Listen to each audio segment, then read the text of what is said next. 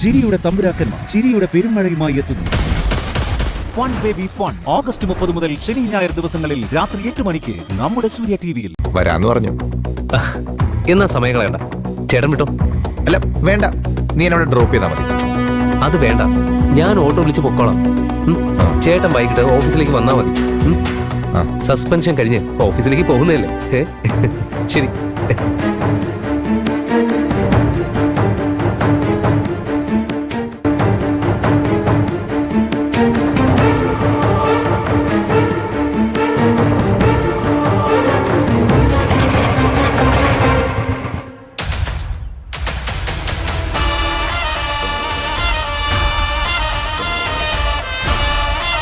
നീ പറഞ്ഞ പോലെ ചാരുവിന് മാഷു ആകാശം സപ്പോർട്ട് കൊടുക്കട്ടെ.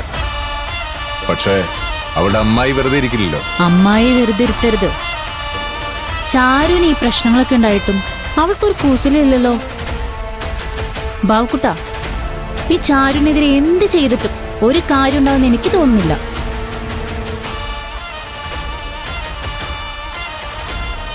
സഞ്ജു, എനിക്കെങ്ങനെ അവളെ വേണം? ഞാനിവിടെ കുട്ടനാട്ടിൽ നിൽക്കുന്നത് തന്നെ അവളെ സ്വന്തമാക്കാനാ.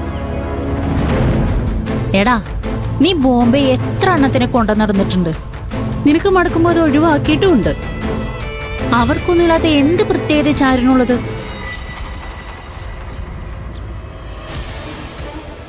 ബോംബെന്ന് അന്നാ വാറന്റ് വന്ന് മാറി നിൽക്കേണ്ടി വന്നപ്പോ ഇവിടെ അപ്പച്ചിയുടെ വീട്ടിൽ വന്ന് നിൽക്കേണ്ടി വന്നു. അവിടെ വെച്ച് ചാരുവിനെ ആദ്യമായിട്ട് കണ്ടപ്പോ മുതൽ മനസ്സിൽ കയറിയത് അവള്.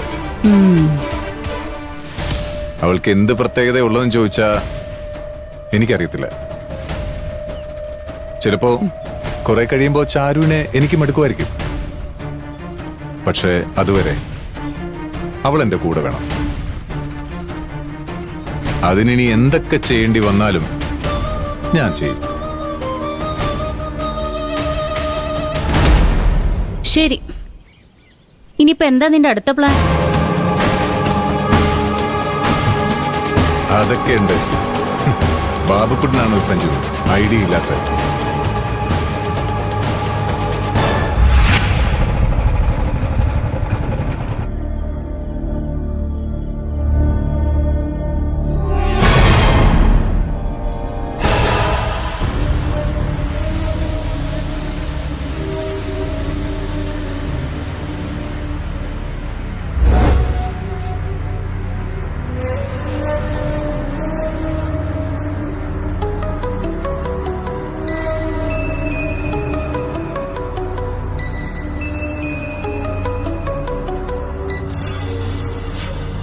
അമ്മേ, നീ എവിടെയാടാ? അത് അമ്മേ, ഞാനൊരു ഫ്രണ്ടിനെ കാണാൻ വേണ്ടി. എന്താടാ ഒരു കള്ളത്തരം? സത്യം പറയടാ, നീ എവിടെയാ? അമ്മേ, അവൻ ആ ആകാശനെ നിർബന്ധിച്ച് ചാരുവിനെ കാണാൻ പറഞ്ഞു. എന്തിന്? അവളെ ആശ്വസിപ്പിക്കാന്ന് പറഞ്ഞ് കൂട്ടിയിട്ട് വന്നാ. അങ്ങനെ കുഴപ്പമില്ല, കൂടുതൽ വിശ്വാസം പിടിച്ചു പറ്റുന്നത് നല്ലതാ. പിന്നെ ആശ്വസിപ്പിക്കാൻ പോയതൊക്കെ നിന്റെ അച്ഛനും കൂടെ അറിയണം, എന്നാലേ എന്റെ മോന് ഗുണമുള്ളൂ. അല്ല, അച്ഛൻ എങ്ങനെ അറിയാനാ? അത് അവള് തന്നെ വിളിച്ചു പറഞ്ഞോളൂ. ഇല്ലെങ്കിൽ ചിലപ്പോ നിന്റെ ആകാശത്തിനെ വിളിച്ചു പറഞ്ഞു കാണും. അത് ശരിയാ.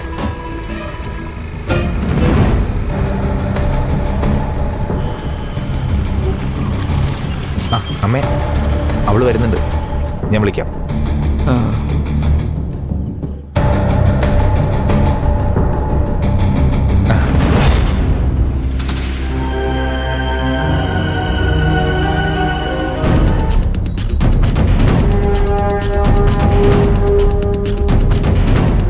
അരവിന്ദേട്ടാ, എന്റെ കണ്ണെന്ന് പറഞ്ഞത്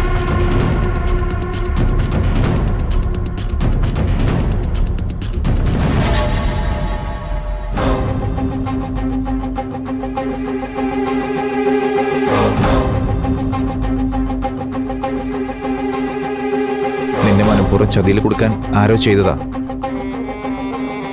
അതെ അരവിന്ദേട്ടാ, എന്റെ കൂട്ടുകാരി തന്നെയാ അതിന്റെ പിന്നില്. അമൃതേച്ചി. അവൾക്ക് ചാരുവിനെ കുടിക്കിട്ട് എന്ത് കിട്ടാനാ? അതെനിക്കും അറിയില്ല. ഞാൻ അമൃതനെ കണ്ടു പോയി ചോദിക്കാം. വേണ്ട അരവിന്ദേട്ടാ, അക്കുചേട്ടൻ അന്വേഷിക്കാന്ന് പറഞ്ഞിട്ടുണ്ട്.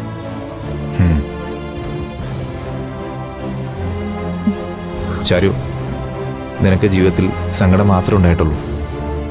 ഇപ്പോഴേ ഇതും. നിന്നോട് എന്തു പറയണമെന്ന് എനിക്കറിയില്ല ചാരു.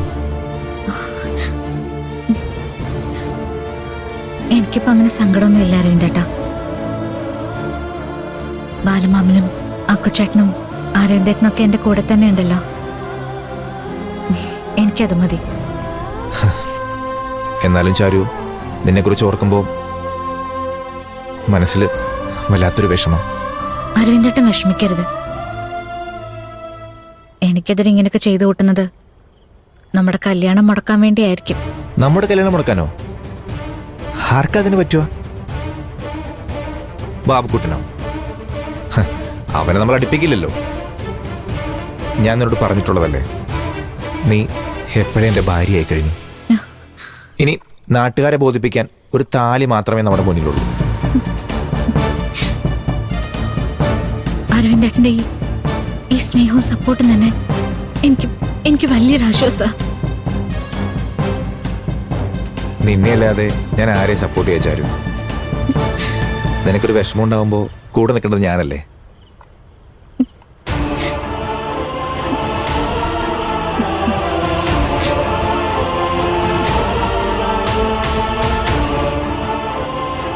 ഞാൻ ഇന്നും ഉണ്ടാവും നിന്റെ കൂടെ. നിന്റെ സങ്കടങ്ങൾ എൻ്റെ സങ്കടങ്ങളാണ്. എന്തൊക്കെ സംഭവിച്ചാലും ചേർത്ത് പിടിക്കും നിന്നെ.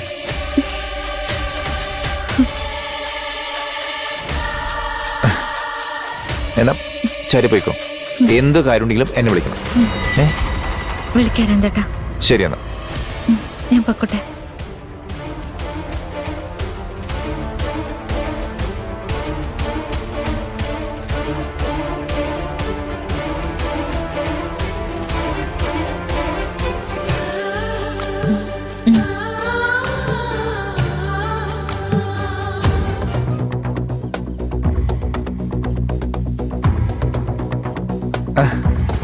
ബൈ.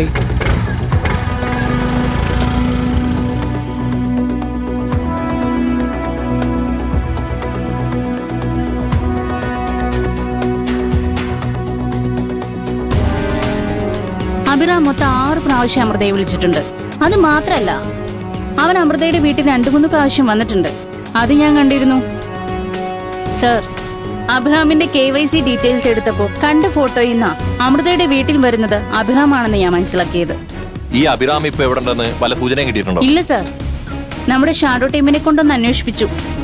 അയാളുടെ അഡ്രസ്സിൽ അങ്ങനെ ഒരാളേ ഇല്ല. ടവർ ലൊക്കേഷൻ സെർച്ച് ചെയ്തായിരുന്നോ? ചെയ്തു സർ, കിട്ടില്ല. ആ നമ്പർ ഇപ്പൊ നിലവിലില്ല. ഈ അമൃത ആളെങ്ങനെ? നീറ്റാണോ? അവൾക്ക് ചുറ്റുവട്ടത്തൊക്കെ നല്ല പേരാ. കുടുംബ